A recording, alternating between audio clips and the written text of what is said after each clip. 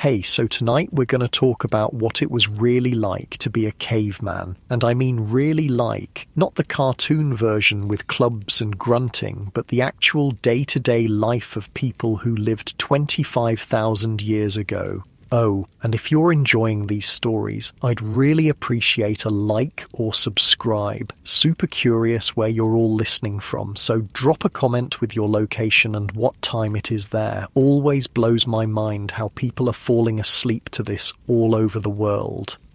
All right, find that cozy spot, take a nice slow breath and just let your body sink into whatever you're lying on. We're heading back to the Paleolithic period and trust me, you're going to be real grateful for that mattress by the time we're done. So congratulations, you just woke up in a cave 25,000 years ago.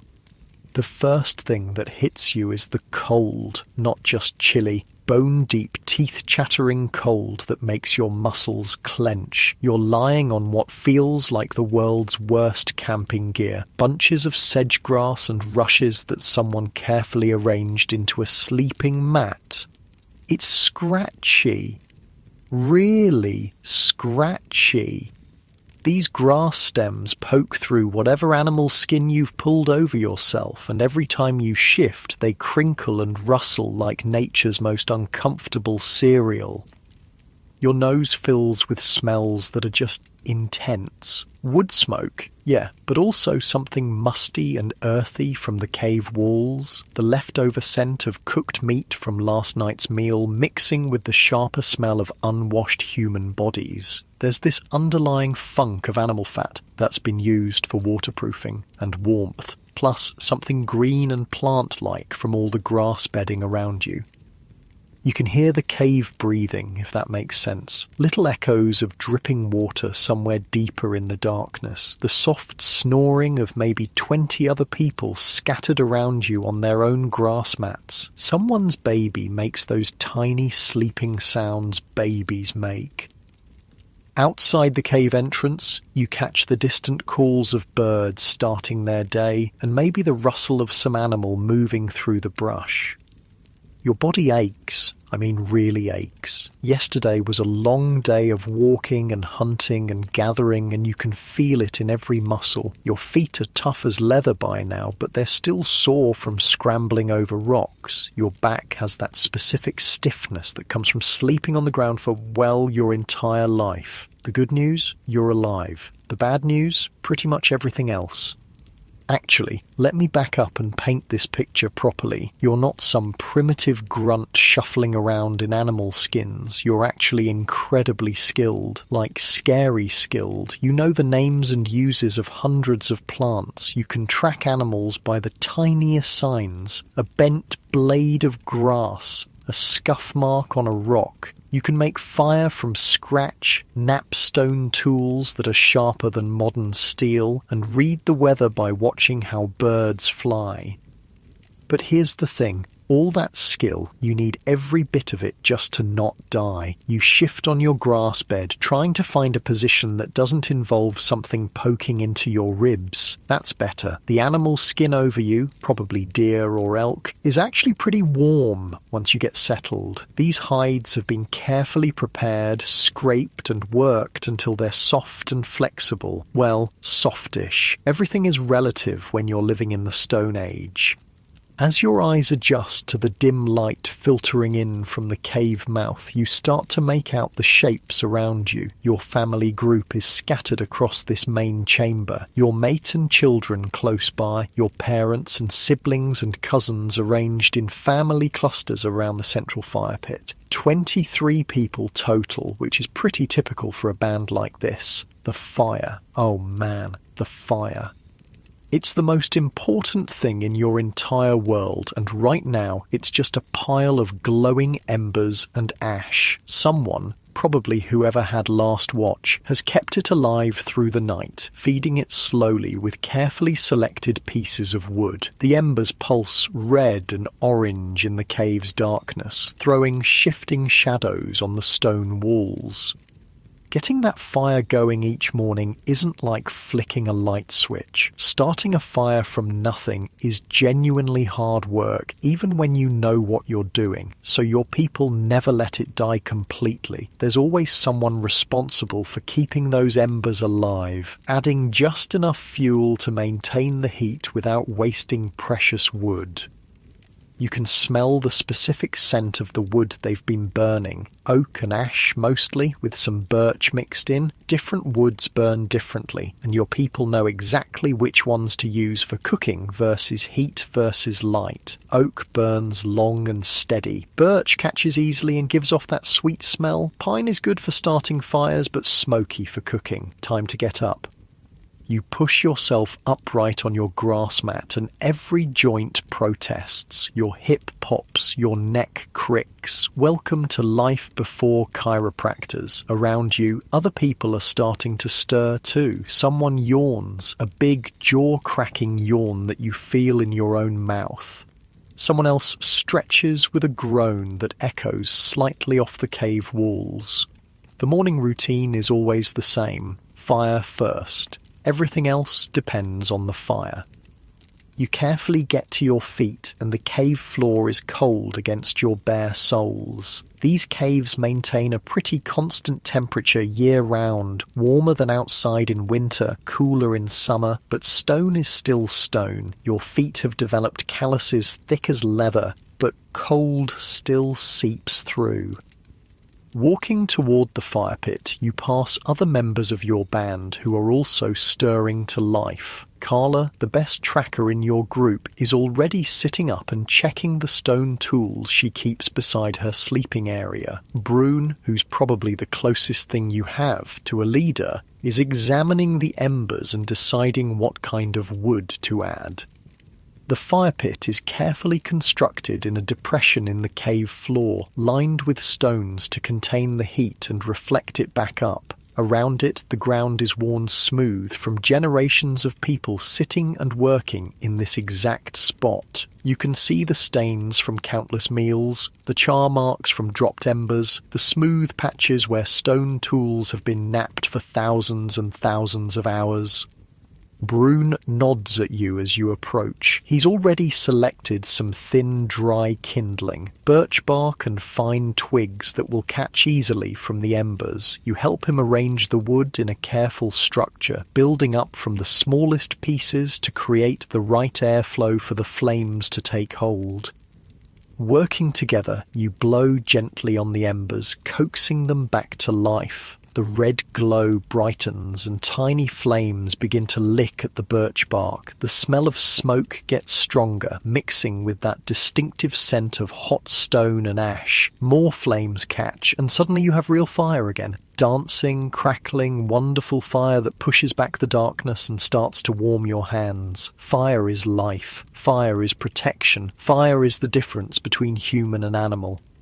Around the growing flames, more people gather. Children who were still sleepy moments ago become alert and focused. Fire means warmth, but it also means food, and everyone's stomach is reminding them that they haven't eaten since yesterday evening. The good news about being a hunter-gatherer is that you don't have to worry about a mortgage or taxes or your boss being unhappy with your quarterly performance review. The bad news is that every single day starts with the question, what are we going to eat and how are we going to get it? Yesterday was a decent day. The hunters managed to bring down a deer. Not huge, but enough to feed everyone with some left over for today. The gatherers came back with their carrying bags full of nuts, roots, and berries. But that was yesterday. Today, you're starting from scratch. You settle into the familiar rhythm of morning preparation. Someone fetches water from the stream that runs past your cave. Clear, cold water carried in containers made from animal bladders and carved wood. Someone else starts preparing some of yesterday's leftover meat for a quick morning meal. The meat gets spitted on sharpened sticks and held over the flames until it's heated through. Not really cooked. This is more like reheating leftovers, but warm food on a cold morning is a small miracle. The smell of heating meat mixes with the wood smoke, and your stomach makes that empty, anticipatory rumble. While you're eating your small portion of warmed meat and some nuts from yesterday's gathering, the day's planning begins. This isn't like a modern business meeting with agendas and PowerPoint presentations. It's more like a casual conversation around the fire, but the stakes are life and death. The hunting party, maybe 6 or 7 people, will head east today following the deer trail that was spotted yesterday. Deer are creatures of habit, and if you know their patterns, you can intercept them at water sources or feeding areas, but hunting big game with stone-tipped spears and wooden clubs is dangerous, difficult work. Most hunting expeditions come back empty-handed. The gathering party will spread out through the forest looking for anything edible. Nuts, berries, roots, tubers, mushrooms, bird eggs, insects, medicinal plants. Gathering is actually more reliable than hunting. You almost always find something, but it requires incredible knowledge of the natural world. You need to know which berries are safe and which will kill you, which roots are edible and which will make you violently sick, which mushrooms are food and which are poison, when and where to find bird eggs, how to process bitter nuts to make them edible, where the good tool-making stones can be found. Your people carry this knowledge in their heads, hundreds of pieces of information passed down through generations of trial and error and careful observation. There are no books, no Google, no instruction manuals, just human memory and hard-won experience. As the morning fire burns brighter and the cave starts to warm up, people begin the daily ritual of checking and maintaining their tools. Stone tools dull with use and need constant attention. Wooden spears get damaged and require repair. Clothing made from animal skins needs mending. You examine your own personal kit, the stone knife you made yourself, your wooden digging stick, the leather pouch that holds your fire-making materials. The knife has a few small chips in the edge from yesterday's work, nothing serious, but it could be sharper. Knapping, shaping stone tools, is both an art and a science. You need to understand how different types of stone fracture, how to strike them at just the right angle with just the right force to remove flakes and create a sharp edge. It's incredibly precise work that requires years of practice.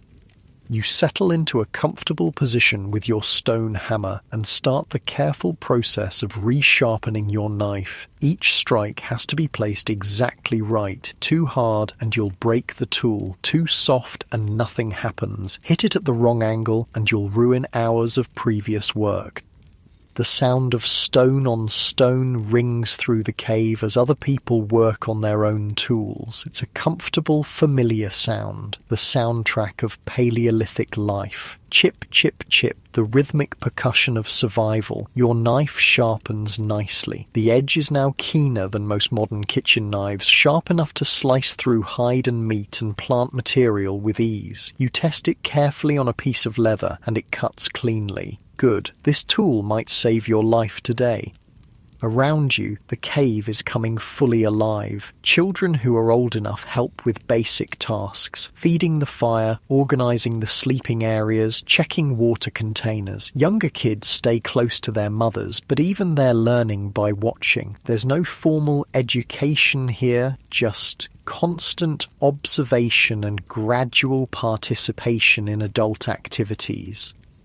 The really little ones, babies and toddlers, are kept warm and safe near the fire while their mothers prepare for the day's work. One baby is fussing, and her mother nurses her while simultaneously checking over her gathering tools. Multitasking was invented about 2.5 million years ago. You shift position, getting more comfortable as the cave slowly warms. Nice and easy, the familiar sounds and smells and textures of this morning routine are oddly soothing, despite the harsh realities. This is your world, this is your family, this is home. As the sun climbs higher outside the cave, sending more light through the entrance, the pace of preparation picks up. People start moving toward the mouth of the cave, ready to begin another day of searching for food and materials and everything else you need to survive. But before anyone goes anywhere, there's one more crucial morning task: assessing the weather and the world outside.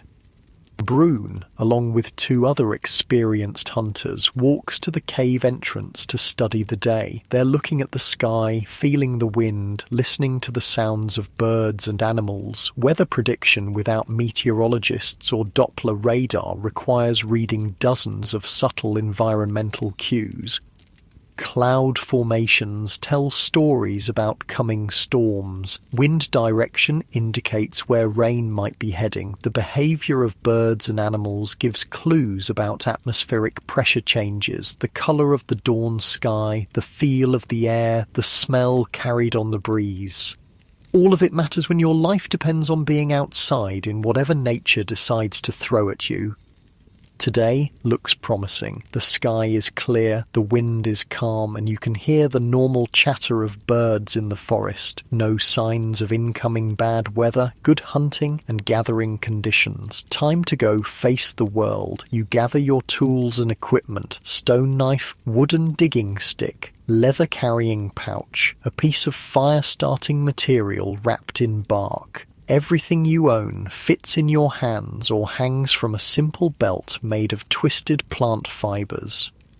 The gathering party assembles near the cave entrance. 8 people today, including yourself, all equipped with the tools needed for finding and collecting food. You're wearing your usual outfit, leather leggings and a tunic made from carefully prepared deer hide. Soft leather boots, stuffed with grass for insulation, and a heavier skin cloak that can be wrapped around you if the weather turns cold.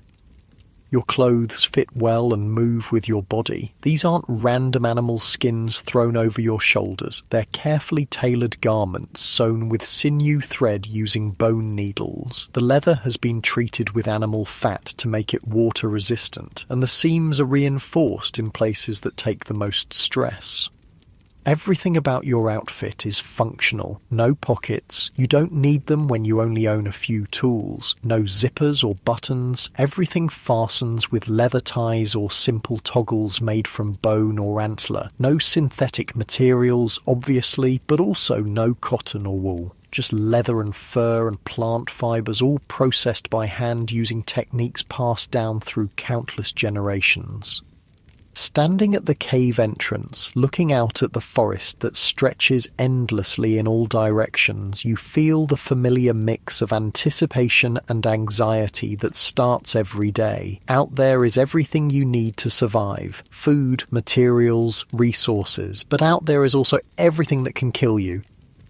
Large predators, venomous snakes, poisonous plants, fast-moving rivers, cliff edges, sudden storms, rival groups of humans who might not be friendly, getting lost, getting injured far from help, 1,000 ways to die, and only your knowledge and skills and the cooperation of your band to protect you.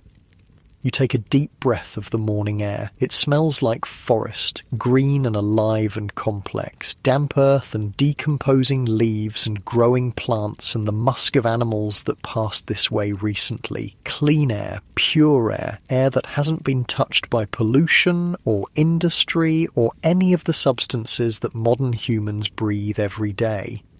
The sun feels good on your face as you step out of the cave. Real sunlight, not filtered through windows or reflected off buildings. Direct solar radiation that will warm your skin and provide the light you need to work by. No electricity, no artificial lighting, just the sun and moon and stars and fire.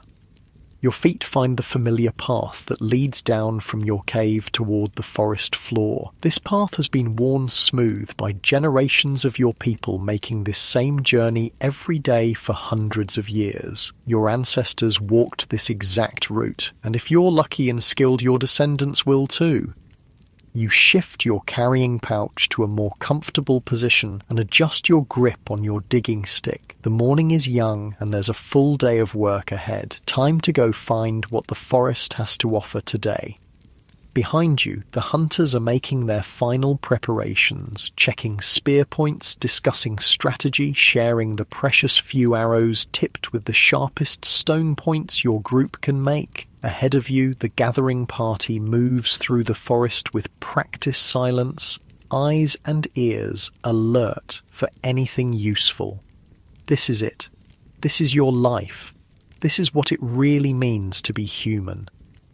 Your muscles relax as you settle into the familiar rhythm of walking through your territory, and with each step, the adventure of another day in the Paleolithic world begins to unfold around you. The forest closes around you like a living thing. Every step takes you deeper into a world that's both beautiful and terrifying, where every shadow could hide food or danger, and sometimes both at the same time.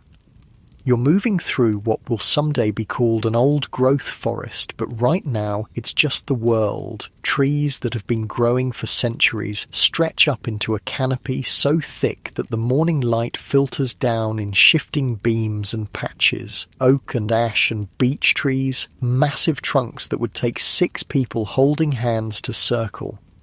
The understory is dense with smaller trees and shrubs, and the forest floor is carpeted with layers of decomposing leaves that squelch softly under your feet.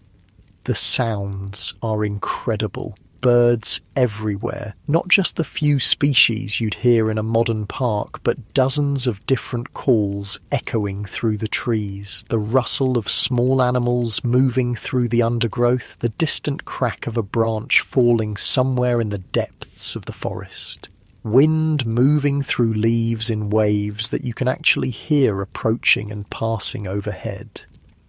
Your gathering party spreads out as you walk, each person following their own path but staying within earshot of the others. You never go anywhere alone, ever. Being alone in this world is basically a death sentence. Predators hunt alone humans. Accidents happen. Getting lost means dying, and dying means your family doesn't eat. Kessa, who's probably the best plant identifier in your group, calls out softly from about 20 feet to your left. She's found something. You angle toward her voice, pushing through a thicket of hazelnut bushes that catch at your leather clothing and scratch at your exposed skin. She's kneeling beside a cluster of plants with broad heart-shaped leaves and small white flowers. "Wild garlic," she says, and the satisfaction in her voice is obvious. This is a good find, not just food, but medicine too. Wild garlic can help with infections, and it adds flavour to otherwise bland meals. You help her carefully dig up several of the bulbs using your wooden digging sticks. The tools are simple but effective. Hardwood sticks about as long as your arm, sharpened to a point and hardened in fire. They're perfect for digging roots and tubers without damaging them. The bulbs come up easily in the soft forest soil. They're small, about the size of your thumb, with papery white skin and that unmistakable sharp smell of garlic. Kessa rubs one clean and bites into it, chewing thoughtfully. "Good," she says. "Strong. These will keep well." You wrap the bulbs in a piece of soft leather and tuck them into your carrying pouch. So far, so good. The day is off to a promising start. Your group continues deeper into the forest, following animal trails and paths that your people have used for generations. Every few hundred yards, someone finds something worth collecting. Nuts from hazelnut bushes, berries that are just starting to ripen, wild mushrooms growing on rotting logs, but only the ones that experienced gatherers know are safe. The knowledge required for this work is staggering. You need to know hundreds of different plants, their seasons, their habitats, how to process them, how to store them. Some plants are only edible at certain times of year. Some require complex preparation to remove toxins. Some look almost identical to poisonous varieties, but have subtle differences that can mean the difference between a good meal and a horrible death. Take mushrooms. There are dozens of edible varieties in your forest, but also several that will kill you in very unpleasant ways. The difference between food and poison might be the colour of the spores, or the way the stem breaks, or the smell when the mushroom is crushed. Get it wrong, and you're dead. Get it right, and you have a delicious, nutritious meal. Your people have been learning these distinctions for thousands of years, passing the knowledge down through careful teaching and observation. No one forages alone until they've spent years learning from experts. Even now, experienced as you are, you still check with others when you find something unusual. The sun climbs higher as your group works its way through the forest, and you can feel the day starting to warm up. The morning chill is lifting, and walking at a steady pace is starting to make you pleasantly warm under your leather clothing. You adjust your carrying pouch and keep moving. About an hour into the expedition, Toma calls out from near a stream bank. His voice has that particular excitement that means he's found something really good. You push through the undergrowth toward the sound, and what you see makes you smile. Wild honey. High up in an old oak tree, maybe 20 feet off the ground, there's a dark opening in the trunk where a colony of wild bees has made their home. You can see them coming and going, and that sweet smell of honey is faint but unmistakable on the breeze. Honey is like winning the lottery. It's concentrated energy, pure sugars that your body craves and burns efficiently. It keeps well without spoiling. It has medicinal properties, and it tastes incredible, especially when your normal diet consists of meat, nuts, and whatever vegetables you can find, but getting it is dangerous work. The plan develops quickly. Toma is the best climber in your group, and he volunteers to go up. You'll build a fire at the base of the tree and create smoke to calm the bees. Someone else will prepare containers to hold the honeycomb. Everyone else will be ready to run if things go badly. Wild bees are not docile. They will defend their hive aggressively, and bee stings can be seriously dangerous if you get enough of them. People have died trying to collect honey, but the reward is worth the risk. You gather dry wood and tinder, while others search for the right kind of green leaves to create heavy smoke. The fire needs to produce a lot of smoke without too much flame. You want to calm the bees, not burn down the tree. The fire catches quickly, and soon you have thick white smoke rolling up toward the bee tree. The sound of buzzing gets quieter as the smoke reaches the hive entrance. Bees evolved with forest fires, and smoke triggers their instinct to gorge on honey and prepare to abandon the hive. When they're focused on eating, they're less likely to attack. Toma strips off most of his clothing, fewer places for angry bees to get caught, and starts climbing. He's incredibly skilled, moving up the rough bark with the confidence of someone who's been climbing trees since he could walk. His feet and hands find holds that you can barely see from the ground. Watching him climb, you're reminded of just how physically capable your people are. No gyms, no structured exercise programs, but everyone is lean and strong and flexible from a lifetime of this kind of activity. Toma moves like a modern rock climber, but he learned these skills as a child because his life depends on them. The smoke continues to roll up the tree, and the buzzing stays relatively quiet. Good sign. Toma reaches the level of the hive and carefully begins working his hand into the opening. He's feeling for honeycomb that can be removed without destroying the entire colony. Your people know not to take everything. Leave enough honey and bees and they'll rebuild for next time. A few bees spiral around him, but they seem more confused than aggressive. The smoke is doing its job. Toma's arm disappears into the tree trunk up to his elbow, and his face shows concentration as he feels around inside the hive. Then his expression changes to satisfaction. He's found good comb. Slowly, carefully, he extracts his arm from the tree. In his hand is a chunk of honeycomb about the size of your fist, golden and dripping with thick amber honey. Even from the ground, you can smell the sweetness. He tosses the comb down to waiting hands, then reaches back into the hive for more. 3 trips, 3 chunks of comb, and then he judges it's time to stop.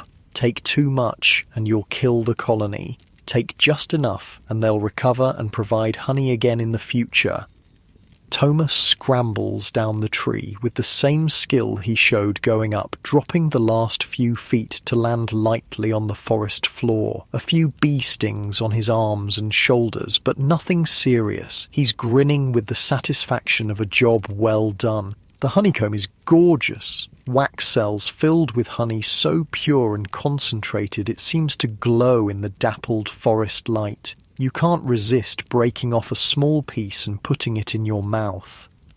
The sweetness explodes across your tongue like nothing in the modern world. This isn't processed sugar or corn syrup. This is pure honey made by bees from the nectar of wildflowers. It's complex and floral and intensely sweet, and your body responds immediately with that rush of energy that comes from natural sugars hitting your bloodstream. You close your eyes for a moment, savouring the taste. Honey like this was the sweetest thing available to humans for tens of thousands of years. No chocolate, no candy, no desserts, just this, and it's perfect. The honeycomb gets carefully wrapped and packed away in leather containers. This is a treasure that will be shared with the entire band back at the cave. Children will get small pieces as treats. Adults will use it to make other foods more palatable. Some will be saved for winter when every calorie counts. Your gathering party continues through the forest, energized by the successful honey collection. The sun is getting higher now, and the forest is fully alive with activity. Birds calling from every direction, small animals rustling through the undergrowth, the constant, subtle movement of a healthy ecosystem. You find yourself settling into the meditation of long-distance walking through familiar territory. Your feet know this ground. Your eyes automatically scan for useful plants, signs of game, anything out of place that might indicate danger. Your breathing falls into a steady rhythm that matches your pace. This is one of the most peaceful times in Paleolithic life, moving through the forest with your community, working together, using skills that connect you directly to the natural world. No schedules, no deadlines, no artificial stress, just the ancient rhythm of human life in harmony with the environment. Well, mostly harmony. There are still plenty of ways to die out here. Around midday, your group stops beside a small stream to rest and eat. The water is clear and cold, running over smooth stones worn by countless years of current. You cup it in your hands and drink deeply, tasting the mineral purity of water that has never been processed or treated or run through pipes.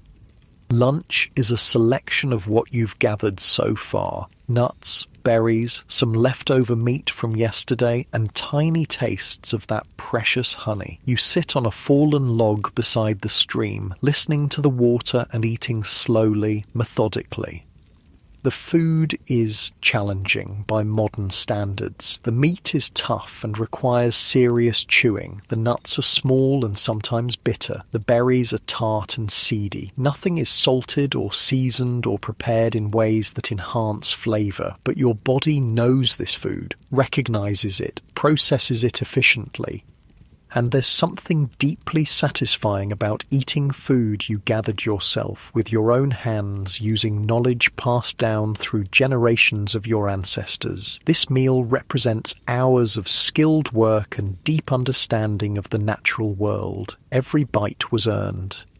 As you eat, you notice how your body feels: strong, lean, efficient. Your muscles are dense and functional from constant physical activity. Your senses are sharp from relying on them for survival. Your mind is calm but alert, constantly processing information about your environment. This is what human bodies were designed for: not sitting in chairs for 8 hours a day, not eating processed foods, not living under artificial light. This, moving through natural landscapes, eating food you collected yourself, working with your community to solve the daily challenges of survival. After the meal, your group splits up to cover more territory. You partner with Denny, an older woman who knows more about medicinal plants than anyone else in your band. She's teaching you to identify herbs that can treat pain, infection, digestive problems, and other common ailments. The two of you work your way along the stream bank where many useful plants grow in the rich, moist soil. Denny shows you how to recognize willow bark, which can be chewed to relieve pain and fever. She points out wild mint growing in shady spots, good for stomach troubles. You find cattail roots growing in the marshy areas near the stream, starchy tubers that can be roasted or ground into flour. The knowledge Denny shares with you represents thousands of years of human experimentation with natural medicine. Your people have no doctors, no hospitals, no pharmacies. What they have is detailed understanding of which plants can heal and which can harm. Some of this knowledge is startlingly sophisticated. Your people know how to use willow bark for pain relief, the same active ingredient that's in modern aspirin. They know which mushrooms have antibiotic properties. They understand how to use certain plants to induce labor during difficult births or to prevent pregnancy when resources are scarce. But they also know the limitations of plant medicine. Serious injuries often mean death. Infections that modern antibiotics could cure easily become fatal. Childbirth is dangerous. Life expectancy is much shorter than in the modern world. The afternoon passes in this way: walking, searching, learning, collecting. Your carrying pouch gets heavier as you add more plants and roots and other useful materials. The sun moves across the sky, and the light in the forest shifts from bright midday to the warmer slanted rays of late afternoon. You're getting tired, not exhausted, but pleasantly fatigued from a day of steady physical activity. Your legs feel the miles you've walked, your back feels the weight of your collecting pouch, your hands are stained with plant juices and dirt from digging in the forest soil. But you're also deeply satisfied. This has been a good day. Your group has collected enough food and materials to make the expedition worthwhile. The honey alone makes this a successful trip, but you've also gathered enough plants and nuts to contribute meaningfully to tonight's meal. As the sun starts to sink lower in the sky, Denny calls the group together for the return journey. Time to head back to the cave. You don't want to be caught in the forest after dark. Night belongs to the predators. The walk back follows a different route than your morning path. Your people never travel the same way twice if they can help it. Predictable routes make you vulnerable to ambush, and they also mean you miss opportunities to find new resources or observe changes in your territory. This path takes you through a section of forest dominated by massive beech trees, their smooth grey bark rising like pillars into the canopy above. The ground here is covered with fallen beech nuts, and your group spends some time collecting the rich, oily nuts that will provide valuable calories. Beech nuts require preparation. They need to be shelled and the bitter husks removed, but they're worth the effort. High in fat and protein, they store well and provide concentrated nutrition during the leaner months of winter. As you work bent over and picking nuts from the forest floor, you become aware of how quiet it's gotten. The normal sounds of birds and small animals have faded. The forest feels expectant, waiting. Denny notices too. She straightens up slowly, her eyes scanning the trees around your group. Her hand moves casually to the stone knife at her belt, the universal signal for something's not right. Everyone freezes. You listen, really listen, beyond the normal forest sounds, beyond the whisper of wind in the leaves. There's something else. A rustling that doesn't match the rhythm of small animals. Something bigger, something moving with purpose through the undergrowth. Could be a deer, could be an elk, could be a bear, could be people who aren't your people. Denny makes a subtle hand gesture that means gather closer, stay quiet, be ready to run. Your group slowly, carefully consolidates into a tighter formation. No sudden movements, no noise, just controlled readiness. The rustling gets closer. Through the trees you catch glimpses of movement, brown shapes moving between the tree trunks, coming your way. Then you see antlers. Elk, a small herd of them moving through the forest on their own afternoon journey. Huge animals, each one weighing more than 3 or 4 humans combined. Beautiful, magnificent, and potentially dangerous if they feel threatened. Your group stays perfectly still as the elk pass. 5 adults and 2 calves moving with that peculiar combination of grace and power that large wild animals possess. They're magnificent, thick coats gleaming in the afternoon light, massive antlers that could easily kill a human, muscles rippling under their skin as they walk. One of the adults stops about 30 feet from your group and looks directly at you, eye contact with a wild elk. For a long moment, you and this ancient creature regard each other across the space between species, 2 different kinds of animals sharing the same forest, the same world.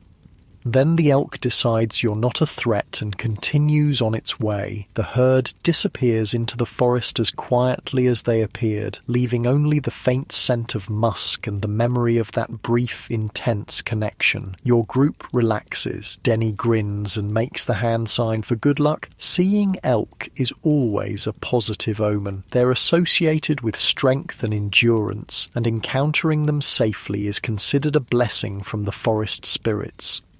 You finish collecting beech nuts and continue the journey home. The sun is definitely getting lower now, and the light in the forest is taking on that golden quality of late afternoon. Time to pick up the pace.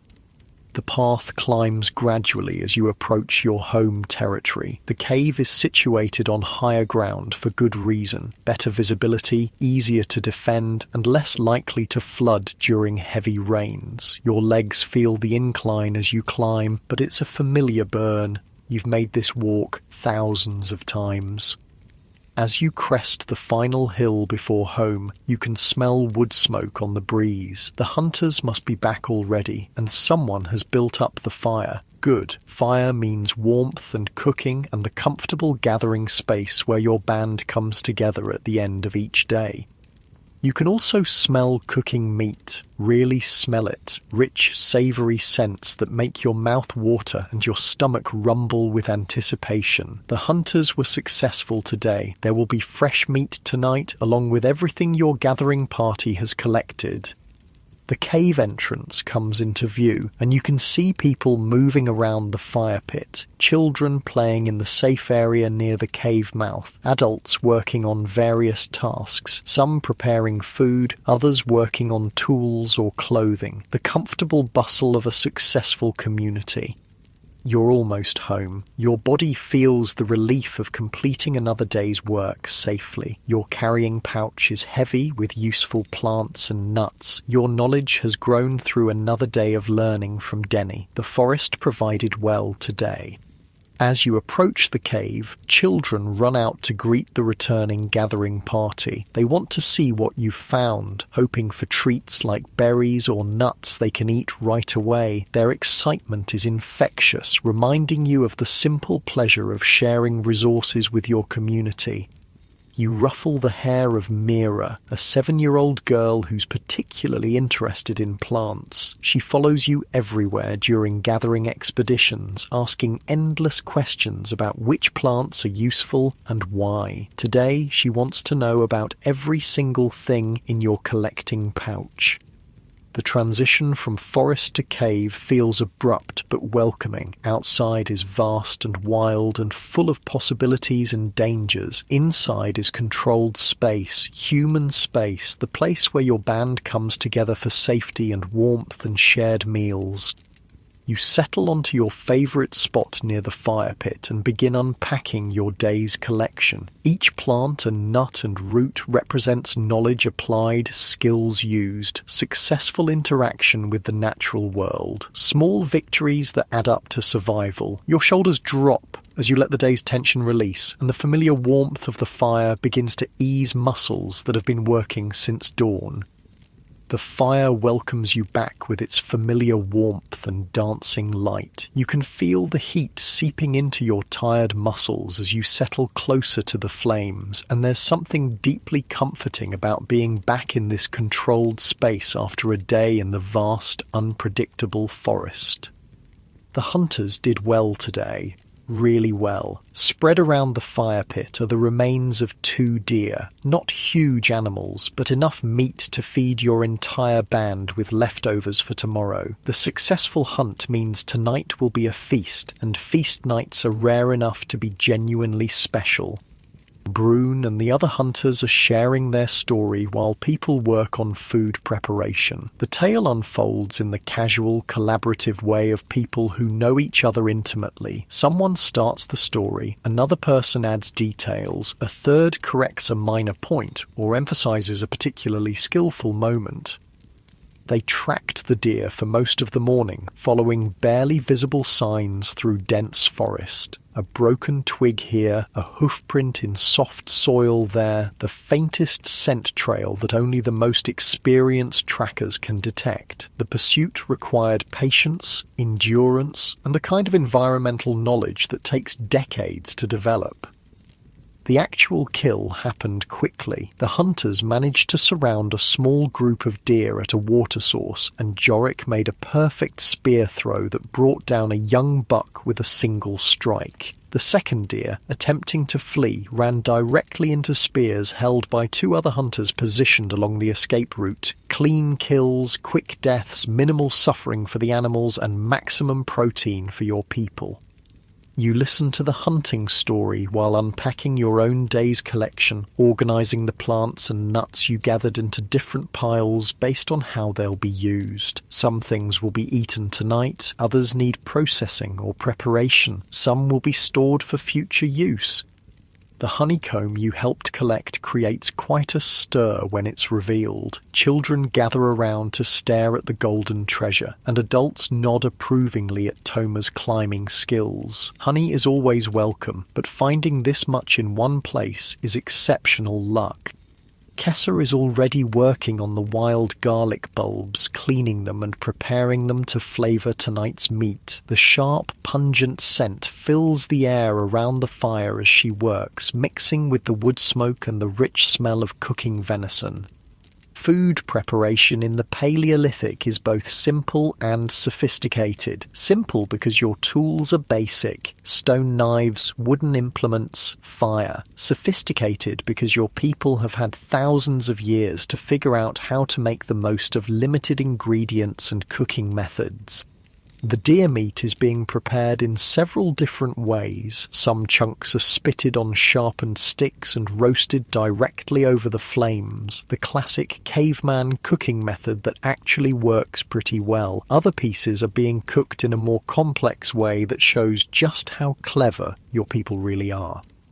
Rana, one of the most skilled cooks in your band, has created what's basically a Stone Age oven using heated rocks and a pit lined with leaves. Large stones were placed in the fire hours ago and allowed to heat through. Now she's using wooden tongs to transfer the red-hot stones into a pit that's been lined with large, clean leaves. The hot stones are covered with more leaves, then chunks of deer meat wrapped in yet more leaves are placed on top. Another layer of leaves goes over the meat, then the whole thing is covered with dirt to create a sealed cooking chamber. The meat will cook slowly and evenly in the steam and heat generated by the hot stones. It's ingenious. No metal pots, no ovens, no modern cooking equipment, just stones and leaves and fire and human intelligence. The result will be meat that's tender and flavorful, cooked through without being burned or dried out. While the stone oven does its work, other people are preparing the gathered plant foods. Nuts are being cracked between stones and the meat extracted. Bitter roots are being sliced and soaked in water to remove some of their harshness. Berries are being sorted, with the best ones saved for eating fresh and any damaged ones set aside for immediate consumption. You help with nut processing, settling into the rhythmic work of cracking shells and picking out the nut meats. It's meditative, repetitive work that lets your mind wander while your hands stay busy. The sound of stones cracking nuts mingles with the crackling of the fire and the quiet conversations happening around the cave. Your body feels good, tired but in a satisfying way, the kind of fatigue that comes from a full day of useful physical work rather than the drained exhaustion of modern stress. Your muscles are pleasantly weary and the warmth of the fire is helping them relax and recover from the day's exertions. As the sun sinks lower outside the cave, the light changes from the golden glow of late afternoon to the deeper, warmer hues of evening. Inside the cave, the firelight becomes more prominent, casting dancing shadows on the stone walls and creating that intimate atmosphere that comes with the end of the day. Children who spent the afternoon playing and helping with simple tasks are starting to show signs of tiredness. The youngest ones are staying closer to their mothers, and there's less running around and more sitting quietly by the fire. The transition from day to evening happens naturally, without clocks or schedules, just the rhythms of light and darkness and human energy. The first cooking meat is ready. Jorik uses his stone knife to slice thin pieces from a leg that's been roasting over the fire, testing for doneness. The meat is perfectly cooked, hot all the way through, but still juicy, with that slightly smoky flavor that comes from cooking over a wood fire. He offers the first taste to the eldest member of your band, old Senna, as is proper. She chews thoughtfully, nods approval, and gestures for the meal to begin. This isn't quite the free-for-all that modern people might imagine. There are customs, hierarchies, ways of doing things that maintain social harmony and ensure everyone gets fed. The meal unfolds slowly, deliberately. People eat in a relaxed way that allows for conversation and storytelling. Children get choice pieces of meat along with some of that precious honey. Adults share everything equally, with special consideration for pregnant or nursing mothers who need extra nutrition. You receive your portion of venison, a generous piece that's been flavoured with wild garlic and cooked to perfection. The meat is rich and satisfying in a way that modern farm-raised meat rarely matches. Wild game has a different texture, a more complex flavour, a density of nutrition that comes from animals that lived active lives in natural environments. The fat is particularly valuable. Modern people often avoid fat, but in the Paleolithic world, fat is concentrated energy that your body craves and needs. The layer of fat under the deer's skin, the marrow in the bones, the rich fat around the organs, all of it is prized and consumed eagerly. You eat slowly, savouring each bite. The meat provides immediate satisfaction for your hunger, but it also represents security. A successful hunt means your band won't go hungry tomorrow. The leftover meat will be processed and preserved, extending the benefits of today's success into the future. As you chew, you notice how quiet the cave has become. Not silent, there's still the crackling of the fire, the soft sounds of people eating, occasional quiet conversation, but the urgent energy of the day has settled into something calmer, more contemplative. This is one of the most peaceful times in Paleolithic life. The day's work is done, food has been found and prepared and shared. Everyone is safe inside the cave with a warm fire and full bellies. These moments of security and comfort are rare enough to be treasured.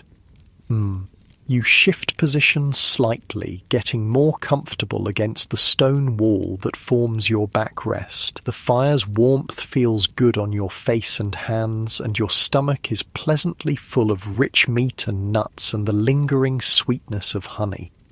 The stone oven is opened for the second course. Rana carefully removes the layers of dirt and leaves to reveal the deer meat that's been cooking slowly for hours. Steam rises from the pit, carrying scents that make everyone lean forward in anticipation. The meat that emerges is incredibly tender, falling apart at the touch of a wooden implement. It's been cooked gently and evenly, infused with the flavors of the leaves that wrapped it and the smokiness from the heated stones. This is sophisticated cooking using Stone Age technology. Everyone gets a portion of the pit-cooked meat, and the difference in texture and flavor from the roasted meat is remarkable. Your people understand that variety in food preparation isn't just about taste. Different cooking methods preserve different nutrients and make various components of the food more digestible. While people eat the second course, the leftover raw meat is being prepared for preservation. Some will be cut into thin strips and hung near the fire to dry into jerky. Other pieces will be rendered for their fat, which can be used for waterproofing, medicine, and preserving other foods. Nothing is wasted.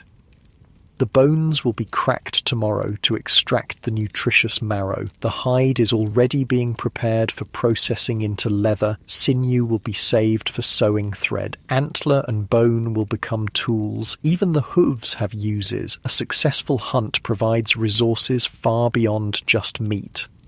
As the meal progresses, the atmosphere in the cave becomes increasingly relaxed and social. This is when stories get told, when knowledge gets passed down, when the social bonds that hold your band together are reinforced and strengthened.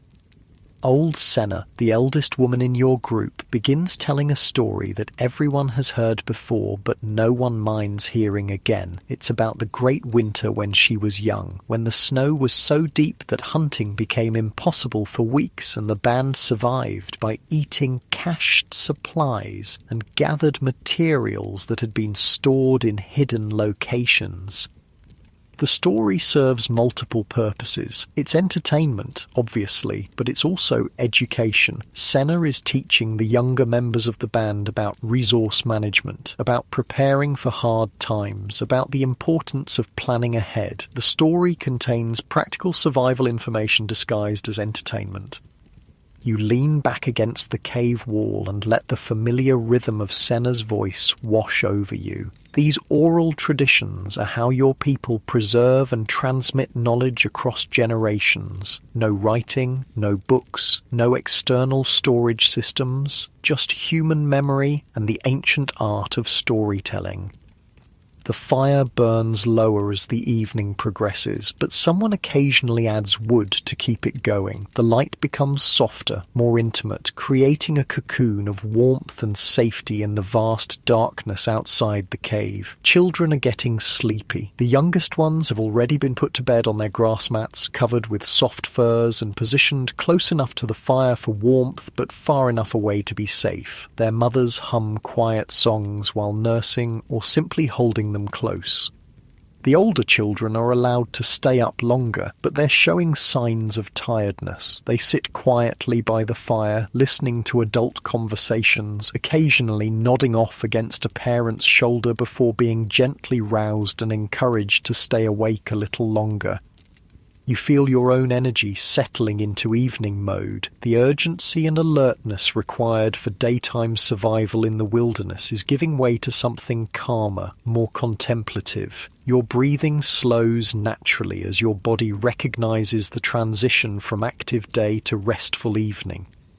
Someone starts working on tomorrow's tools. Stone napping by firelight isn't ideal, but simple maintenance tasks can be done in the flickering illumination. The rhythmic sound of stone on stone adds to the peaceful atmosphere, a gentle percussion that speaks of preparation and care for the implements that make survival possible.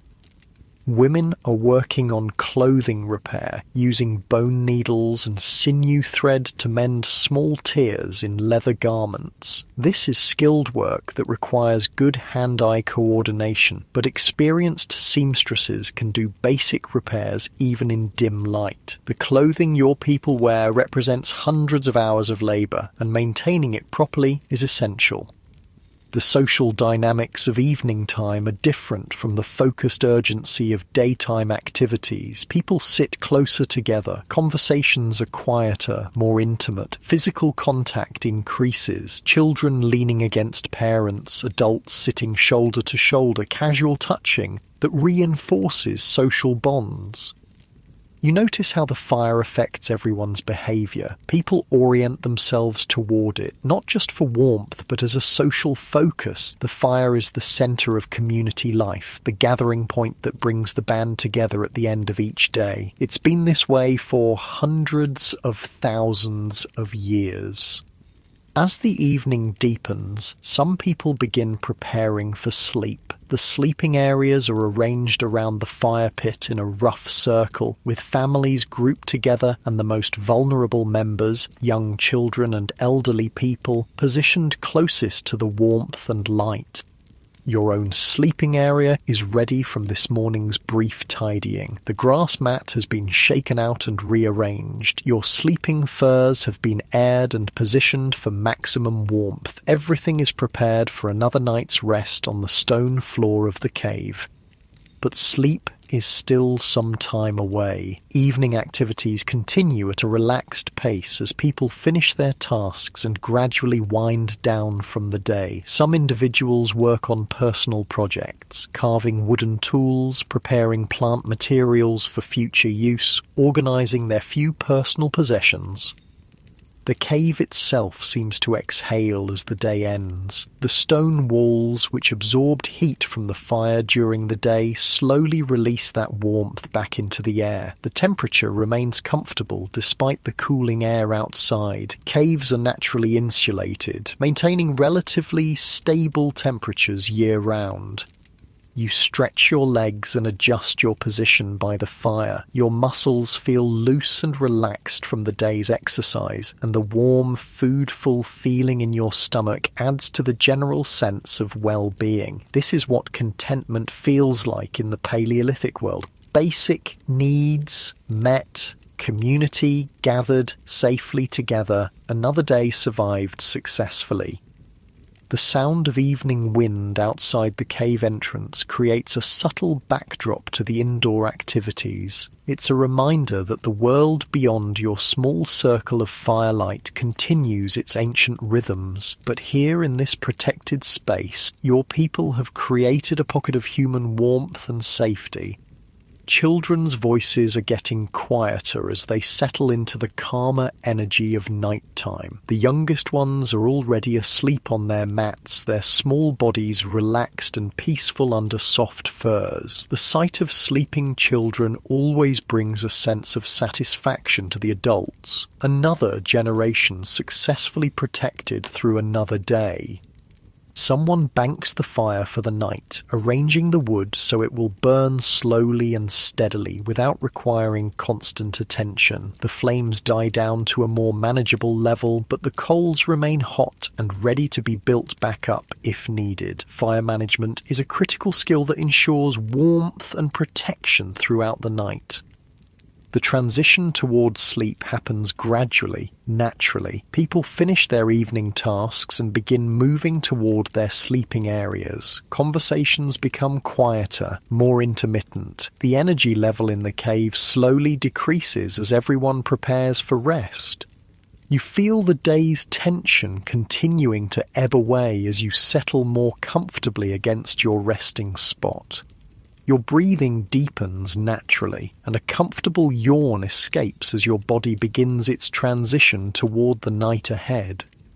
As the fire settles into its nighttime rhythm, your band begins the evening activities that separate humans from every other animal on Earth. This is when the real magic happens, when survival becomes culture, when basic existence becomes something deeper and more meaningful. Jorik pulls out a piece of antler he's been working on for several days, along with a sharp stone baron designed for carving. By firelight, he continues the careful process of creating what will eventually become a spear thrower, a tool that will dramatically increase the range and power of thrown spears. The carving work is incredibly precise. Each cut must be placed exactly right to maintain the tool's balance and functionality. Too much material removed in the wrong place, and weeks of work are ruined. Too little, and the tool won't work properly. Jorik works with the focused concentration of someone who understands that his life depends on the quality of his tools.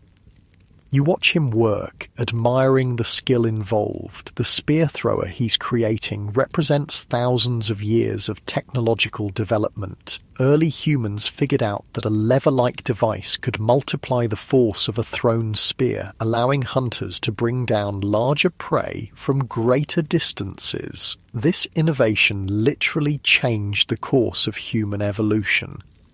The tool looks simple, just a carved piece of antler with a hook at one end to hold the spear and a handle at the other, but the physics involved are sophisticated. The length, balance point, and flex characteristics all have to be precisely calculated for the tool to work effectively. Jorik learned these calculations not through mathematical formulas, but through years of trial and error passed down from master craftsmen. Nearby, Kessa is working on a different kind of technology, plant processing. She's grinding wild grass seeds between two stones, transforming them into a coarse flour that can be mixed with water to make a simple bread or porridge. The work is labor-intensive and time-consuming, but it unlocks nutrition from plants that would otherwise be indigestible. The grinding stones she uses are carefully selected for the job. The bottom stone is large and flat with a slightly rough surface. The top stone is smaller and shaped to fit comfortably in her hands while providing maximum grinding pressure. Both stones were shaped through hours of careful knapping, and they represent a significant investment of time and skill. The rhythmic sound of stone grinding grain is one of the oldest industrial noises in human history. This same basic technology, crushing seeds between stones to make flour, would eventually evolve into watermills, windmills, and modern grain processing. But here in the cave, it's just Kessa's strong arms and patient work turning wild grass into food. The flour that results from her efforts is coarse and dark, nothing like the refined white flour of the modern world, but it's nutritious and filling, providing carbohydrates that complement the protein from hunting and the vitamins from gathered plants. When mixed with water and cooked on hot stones near the fire, it becomes a simple flatbread that helps extend the value of other foods. You shift your position, getting more comfortable as you watch the various evening activities happening around the fire. Each person is engaged in work that contributes to the band's survival and well-being. There's no leisure time in the modern sense, but there's also no distinction between work and life. Everything flows together into the integrated whole of Paleolithic existence. Old Senna has finished her earlier story and now begins a different kind of teaching, practical instruction about medicinal plants. She's working with several of the younger women, including some who have recently become mothers for the first time. The knowledge she shares could literally save lives. She shows them how to prepare willow bark tea for pain relief and fever reduction. The bark must be harvested at the right time of year from trees of the right age and prepared in specific ways to maximize its effectiveness. Too little preparation and it won't work. Too much and it becomes bitter and hard to swallow. The teaching includes detailed information about dosages, how much tea for a child versus an adult, how often to administer it, what other symptoms to watch for when willow bark isn't appropriate, and other treatments should be used instead. This is sophisticated medical knowledge being transmitted through careful oral instruction. Senna also teaches about plants that help with childbirth, herbs that can ease labour pains, others that can help stop dangerous bleeding, plants that can increase milk production in nursing mothers. This knowledge is literally life and death important in a world without modern medical care. The younger women listen intently, asking questions and practicing the identification of plants by examining dried samples that Senna keeps in carefully wrapped bundles. They understand that mastering this information could mean the difference between losing a child and successfully raising the next generation. As the instruction continues, you're struck by how much knowledge your people carry in their heads. No books, no external storage systems, no way to look things up when you forget. Everything must be memorized, practiced, and passed down through direct teaching and hands-on experience. The human brain evolved to handle exactly this kind of information processing. Your people have extraordinary memories for practical details that matter to survival. They can remember the locations of seasonal food sources, the behaviors of dozens of animal species, the properties of hundreds of plants, and complex social relationships going back generations. Modern humans often feel like their memory isn't very good, but that's because modern life requires remembering things like passwords and phone numbers and arbitrary facts that have no immediate survival relevance. Put those same brains to work on information that matters for staying alive, and the capacity is remarkable.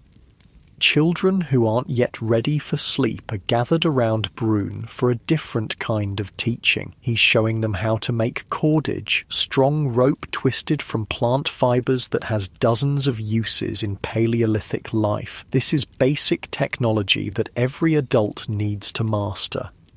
The process starts with gathering the right kind of plant fibers. Some plants produce strong, flexible fibers naturally. Others need processing to break down the plant material and expose the useful strands. Brune demonstrates the technique using dried grass that was collected earlier in the season.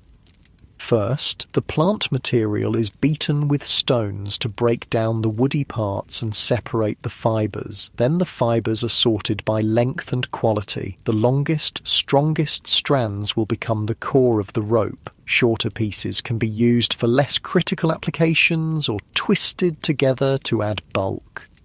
The actual rope making involves rolling the fibers against your leg while maintaining consistent tension and adding new material as needed. It's surprisingly difficult to do well. Too loose and the rope is weak, too tight and it becomes stiff and brittle. The children practice the basic motions while Brune corrects their technique. The finished cordage is strong enough